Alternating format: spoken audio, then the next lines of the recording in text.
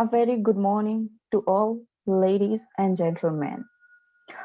I have, it is an utmost pleasure to be given a chance to present in this conference. My partner and I have chosen the theme health, migration, and labor exploitation. Moving on to this picture, it is being shown that people are moving from place to place. People migrate from one country to another in search for better livelihood and job opportunities. Similarly, with the people in India, they wanted to move out of India in search for better livelihood and job opportunities. But when they were brought to the depot, they found out that the reality was different from their expectations. They were being treated as slaves and they had lost their freedom. Moving on to the aim. The British and the other European colonial powers stated the Indian indenture system in 1838 as a cheap source of labor to their colonies after African slavery was abolished in 1833. Under this system, some 1.2 million Indians were displaced from India to the colonies between 1838 and 1960. Indian indenture immigration to Fiji began in 1879. It was started by Sir Arthur Gordon, the first substantive governor of the colony from the year 1875 to 1880 to meet the shortage of labor caused by the prohibition of commercial employment of the Fijians and by the increasing uncertainty and cost of the Polynesian labor trade. Moving on to the first part of my question, which is based on what is the connection between mental well-being and placed displacement of people. Displacement of laborers had an effect on their mental well-being in many ways. Adopting to new environment had an effect on mental health of the laborers, as it was not easy for the laborers to understand the language and living style of their new home. The separation of the communities and hence trauma would have been felt by them when they were leaving their land. Many were forced to leave their homes in villages to seek for better livelihood. Now they were trapped in depot under control of people they did not know. They would have encountered Europeans for the first time in their life, whose languages were different and it was difficult for them to understand on what they were saying. They were subjected to medical examination and made to put their thumbprints on the agreements that were written even in language which was foreign to them. Leaving the families, culture, and customs behind had a vast impact on the people's mental well-being. Some people like Pancham inquired about meals, about caste during the meals, and refrained from eating near chamars. Whatever one's feeling and reality was, the fact was that one had to survive. To survive, one had to eat and drink. And in the depot, this had been alongside with others, irrespective what caste or religion they were of. In the atmosphere of depot, there, there were laborers together, all laborers together. They were being called as laborers. They were not being recognized in regards in terms of which religion or caste they followed.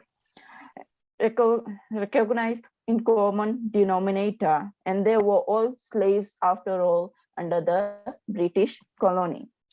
Leaving the families, culture, and customs behind had vast impact on mental well-being. Factors that negatively impact the mental health and well-being of migrant and refugee children include socio-economic deprivation, discrimination, racism, low family cohesion, and frequent school changes.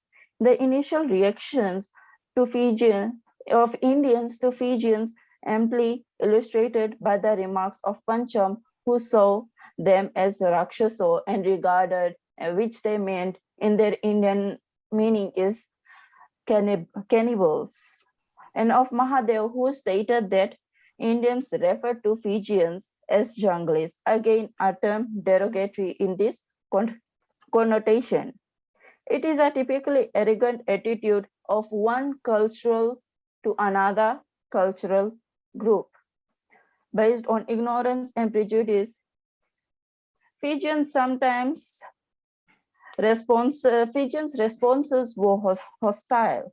In the plantations where Fijians and Indians worked together, there were usually conflicts which resulted in exchange of physical fights. They started fighting.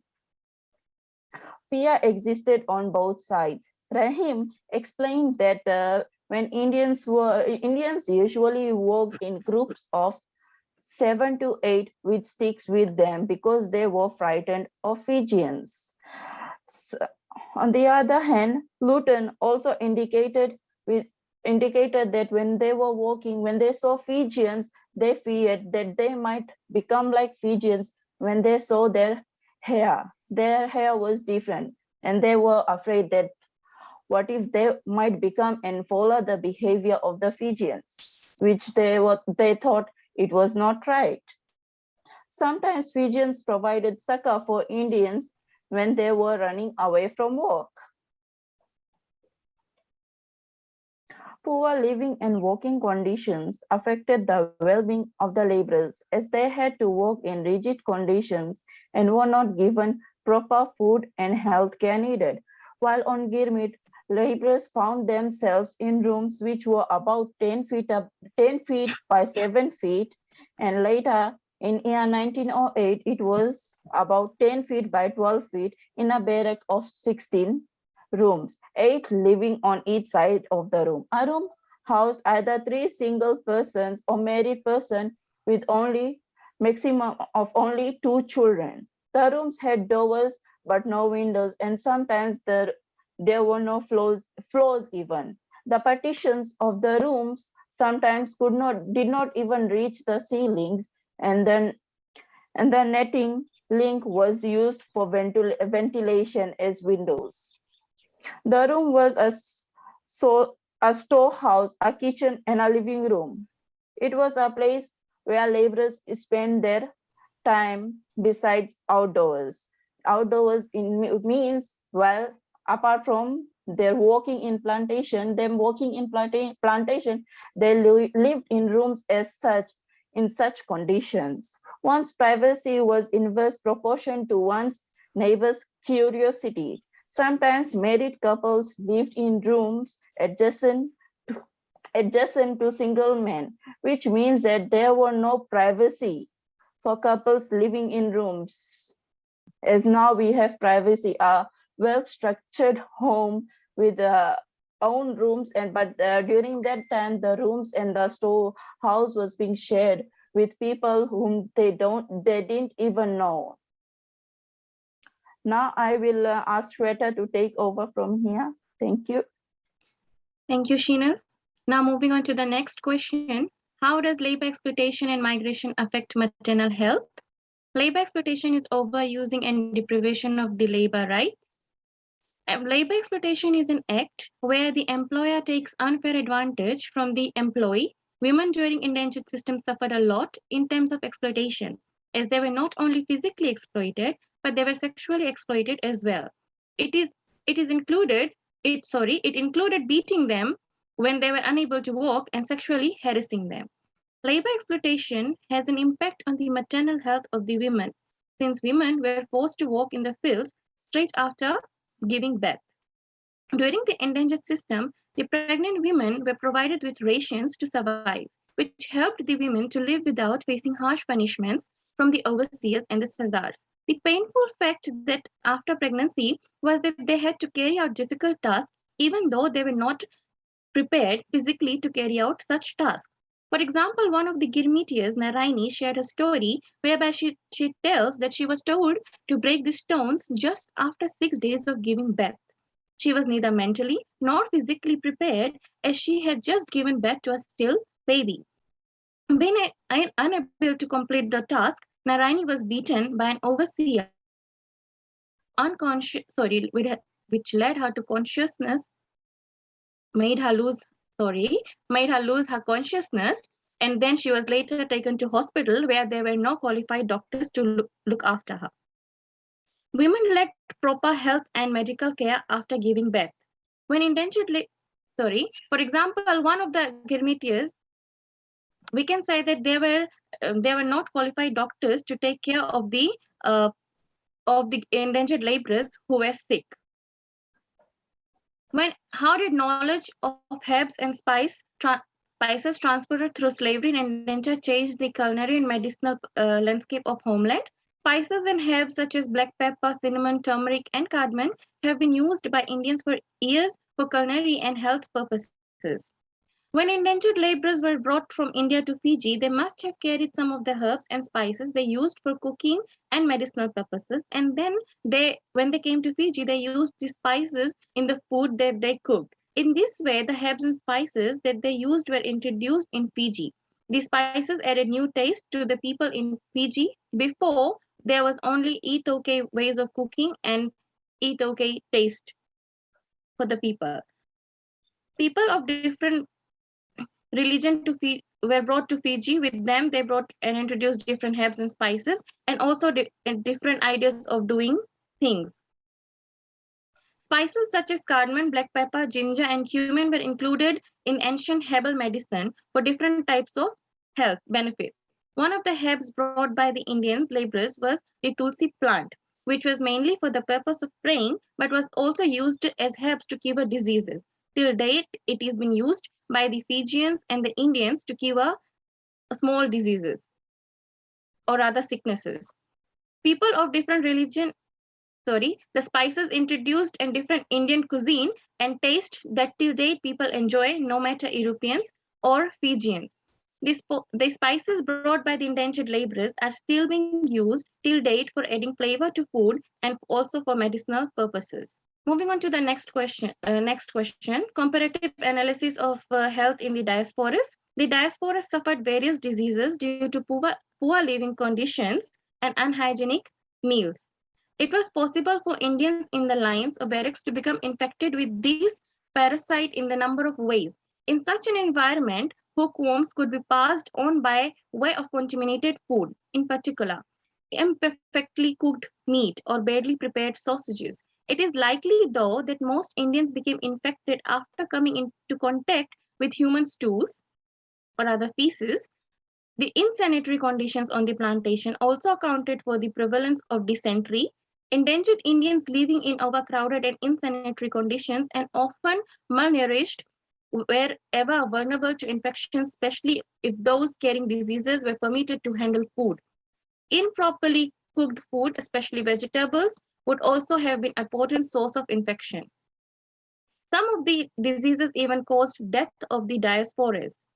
Three main killers among the Indian population as a whole between 1890 and 1900 were some of the diseases even caused deaths to the diasporas. Three main killers among the Indian population as a whole between 1890 and 1900 were dysentery, anemia, and diarrhea. The main causes of death among children and infants overlapped, but while children mostly died as a result of dysentery, pneumonia, infants more commonly fell to asthenia, marasmus, to debility, malnutrition, premature birth, tetanus, and congenital syphilis, which killed 22 infants in 1898. Both children, relatively few died within the first 6 months of their stay in Fiji. Another reason why Indian laborers in Fiji were so susceptible to disease was that they received inadequate medical care. The fact that so many deaths were attributed to anemia alone is an indication of how primitive medical knowledge was at the time.